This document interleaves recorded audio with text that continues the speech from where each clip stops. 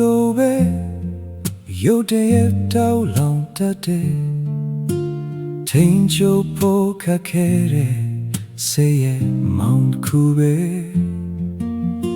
မာရွယ်တဲ့ဆုံးဖြတ်ချက်နောင်တတွေရဖို့အတွက်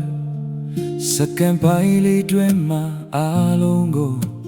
ဖြည့်ဆည်းပြလိုက်တဲ့မျက်စိတွေကွယ်သွားတဲ့အမတ်တရားကိုမမြင်နိုင်ဘူးနှလုံးသားတွေပူလောင်နေအေးချမ်းမှုမရှိနိုင်ဘူးတို့ဒီရဲ့နောက်ွယ်မှာအမုန်းတွေမဲ့ကြီးထွားလို့ကိုယ်တိုင်လဲလောင်မြိုင်တပါသူကိုလဲနာချင်စေလို့ဒါကိုပြောသလိုကိုယ်လားရင်ထဲမှာမြဲတမ်းပေါက်ကွဲဖို့သင်ဖြစ်နေတာမိတောက်ကိုပိုက်ထားသလိုကိုပြီးရင်လောင်တာ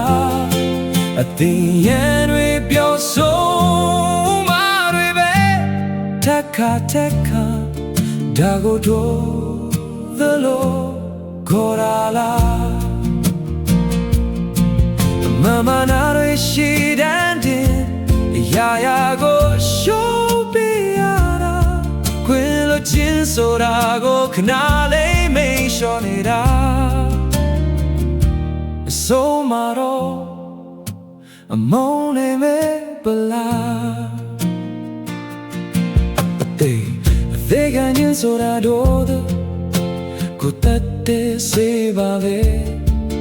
မေတ္တာနဲ့တုံးပြန်မှာအရာအေးချမ်းကွာနိုင်နေခဏလေးအသက်ရှူလိုက်အစိတ်ကိုပြန်ထိန်ချိုလိုက်တို့သမီးတွေကြားမှာကိုပြန်ရှာတွေ့ဖို့လိုတယ်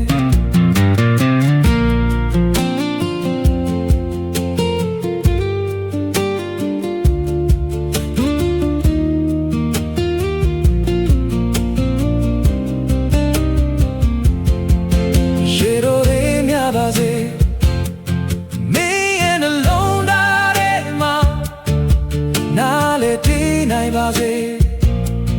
လောကရဲ့သဘောတရားမှာတို့theကိုအောင်နိုင်ရဲ့မင်းဟာတကယ်သူရဲ့ကောင်းပါပဲငြိမ်းချမ်းတဲ့ကပါလေမင်းစီမစတင်ခဲ့တဲ့ဒါကိုတို့the lookခေါ်လာလားရှင်တဲမှာမြဲတမ်းပေါက်ပဲဖို့သင်ဖြစ်နေတာမိတော့ကိုပိုက်ထားလို့ကိုရင်လောင်နာအဒီညနေပြောင်းဆုံးမာရီတဲ့ထက်